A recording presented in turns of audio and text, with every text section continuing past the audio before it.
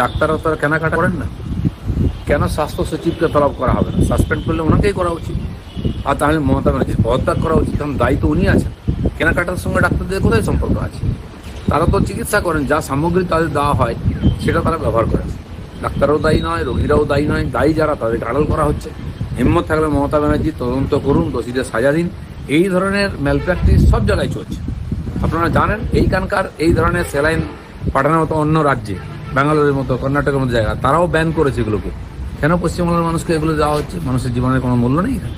500 টাকা দিয়ে জীবনটা কিনে নিচ্ছেন নাকি? ঠিক বা আতঙ্কবাদীদের যে আড্ডা হয়ে যাচ্ছে পশ্চিমবঙ্গ সমাজ বিরোধীদের, তার পরিণাম বম বন্দুক থেকে অস্ত্রের কারখানা, খুন, ধর্ষণ নিয়মিত বেড়ে চলেছে। মানুষ ত্রাহি ত্রাহি করছে, এক একটা ঘটনা ঘটছে, মানুষের মনকে নড়িয়ে দিচ্ছে এবং তাদেরকে ধরার পরে পোষা হচ্ছে, খাওয়ানো হচ্ছে। তো যাই হোক, কমপক্ষে পুলিশ একটু দৃঢ়তা দেখিয়েছে, মানুষের আত্মবিশ্বাস ফিরবে।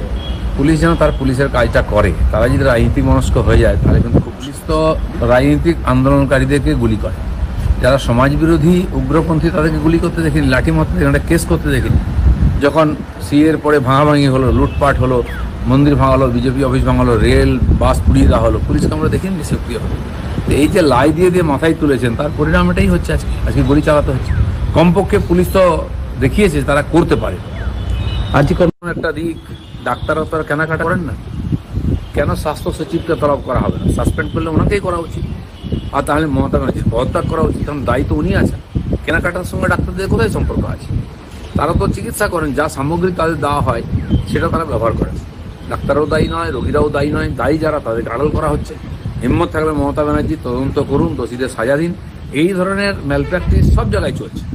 আপনারা জানেন এইখানকার এই ধরনের স্যালাইন পাঠানোর মতো অন্য রাজ্যে, ব্যাঙ্গালোরের মতো, কর্ণাটকের মতো জায়গা, তারাও ব্যান করেছে এগুলোকে। কেন পশ্চিমবাংলার মানুষকে এগুলো দেওয়া হচ্ছে? মানুষের জীবনের কোনো মূল্য নেই এখানে? 500 টাকা দিয়ে জীবনটা কিনে নিচ্ছেন নাকি?